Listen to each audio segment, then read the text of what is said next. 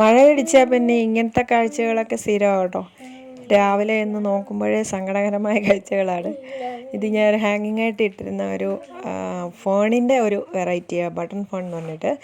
അപ്പോൾ അതിൻ്റെ വള്ളി പൊട്ടിയിട്ട് താഴെ വീണു കേട്ടോ. ഇനി ഇതിനെ വേറൊരു നല്ല സുരക്ഷിതമായ സ്ഥലത്ത് വെക്കണം. ഇതിന് സ്ഥലം കണ്ടുപിടിക്കുമ്പോൾ ഒന്ന് രണ്ട് കാര്യങ്ങൾ ശ്രദ്ധിക്കണം.